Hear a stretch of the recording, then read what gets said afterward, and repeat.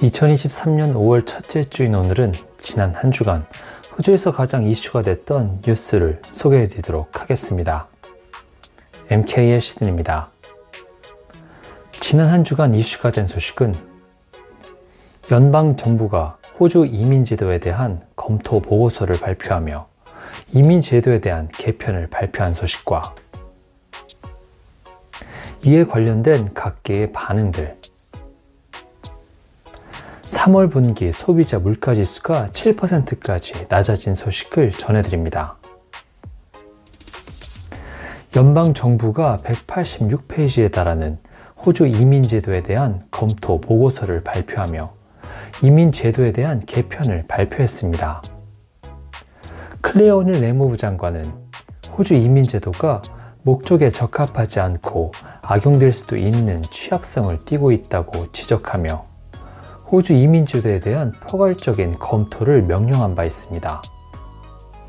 정부는 32가지 가능한 개혁 방향을 제시했지만 강력한 권고를 하지는 않았는데요. 앞으로 몇 달간 세부 사항이 검토되고 단계적인 법제화 과정이 이루어질 예정입니다.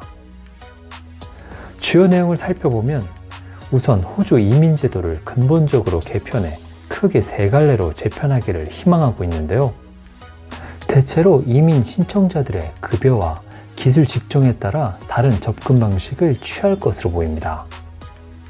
첫 번째는 간소화를 골자로 하는 부분으로 고소득자를 위한 간소화된 이민 절차가 특징입니다. 고도로 숙련된 기술 이민자들이 신속히 호주 사회에 정착할 수 있도록 하고 긴 대기 시간을 갖지 않고 호주의 기술 부족 문제를 메울 수 있도록 한다는 게 계획입니다. 두 번째는 중산층에 초점을 맞춘 것이고 세 번째는 저소득 이민자 수용에 초점이 맞춰집니다. 또한 호주의 비자 유형이 굉장히 많고 복잡해서 승인 대기 기간도 길어질 수밖에 없고 이 부분을 간소화해야 한다는 요구도 꾸준히 이어져 왔는데요. 현재 100개가 넘는 비자 하위 클래스를 앞으로 간소화할 방침입니다. 재능 있는 학생을 유치해야 한다는 점도 눈에 띄는 부분인데요. 유학생들은 숙련 기술 이민의 중요한 부분이지만 호주는 가장 똑똑한 사람들을 붙잡는 데 실패했다는 내용입니다. 지금 호주 유학생들은 졸업하기 전까지는 유학생 졸업비자를 신청할 수 없는데요.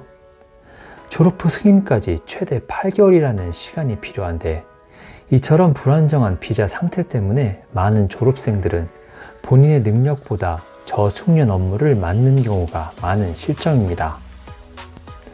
또한 이민자가 고용주로부터 후원을 받는 데 필요한 최소한의 급여인 임시숙련 기술 이민자에 대한 연간 소득 하한선에 대한 논의도 있었는데요. 임시숙련 이민자에 대한 소득 하한선은 53,000달러로 10년 전부터 변화가 없는 상태입니다. 전문가들은 임금 인상률과 수준을 맞출 경우 임시숙련 이민자에 대한 소득 하한선은 7만 달러에 달할 것이라고 지적하고 있는데요. 이는 고용주들이 원래 의도했던 것보다 상대적으로 낮은 임금으로 이주 노동자들을 고용할 수 있다는 의미를 담고 있어 연간 소득 하한선을 7만 달러로 올릴 방침입니다. 또한 포인트 시스템의 대대적인 수정도 언급했는데요. 포인트 시스템은 현재 나이, 학력, 영어 점수, 일 경력 등을 토대로 포인트를 얻어 점수가 높은 사람들에게 우선적으로 영주권 신청의 기회가 주어지는데 현행 제도는 성공할 가능성이 가장 높은 사람들을 제대로 골라내지 못하고 있다는 지적입니다. 이에 가장 큰 장기적인 경제적 기여를 할 가능성이 높은 이민자들을 선택하기 위해서 호주 포인트 제도를 재조정할 것이라는 입장입니다. 연방정부가 공개한 전면적 이민 정책 개혁안에 대해 각계의 반응은 엇갈리고 있습니다. 앤소니 알바니지 연방 총리는 한 세대에 한 번 있을 혁신적 이민 개혁안이 될 것이라며 클레어 오닐 내무장관의 발표 내용을 적극 지원했는데요. 연방 총리는 영주 이민 신청자에 대한 기존의 점수 제도는 용도 폐기되어야 할 완전히 낙후된 시스템이란 점을 재차 강조하며 새로운 이민 심사 제도를 통해 해외에 고급 인력을 유치하고 국내에 약 180여만 임시 이민자들의 호주 영주권 취득의 기회를 확대하는 것이라는 점을 강조했습니다. 하지만 보수 언론 매체들은 이민 정책이 근본 문제를 오도하고 있다라고 폄하했고, 노조 측은 임시 이민자들의 최저 연봉 인상안은 적극 환영하지만 국내 인력 양성 방안도 함께 병행해야 한다는 점을 적극 상기시켰습니다. 한편 일부 언론은 정부의 정책을 통해 이민자 유입량도 크게 늘어날 수밖에 없을 것이라는 전망을 내어놓았는데요. 당초 노동당 정부가 지난 10월 임시 예산안을 통해 이번 회기연도 이민자 유입량을 23만 5천 명으로 설정했지만 35만여 명으로 불어날 것으로 추산된다는 점을 지적했습니다.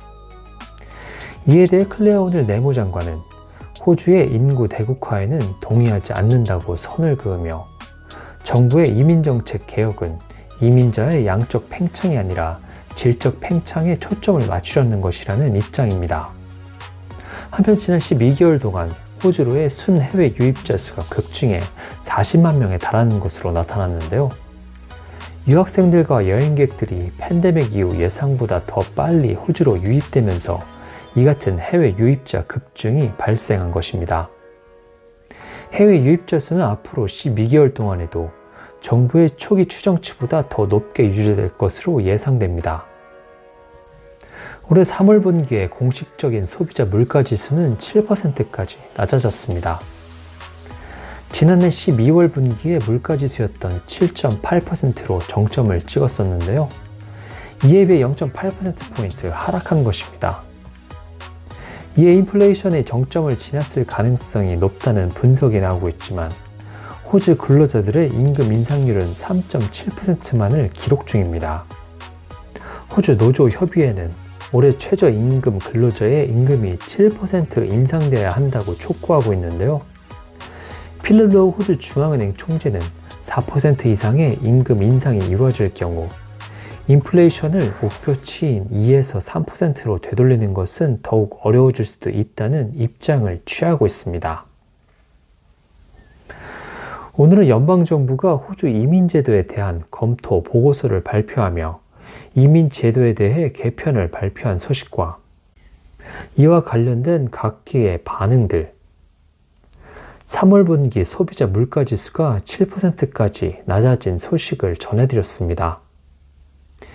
이번 주 호주 주간 뉴스는 여기까지고 다음 주에 다시 찾아뵙겠습니다.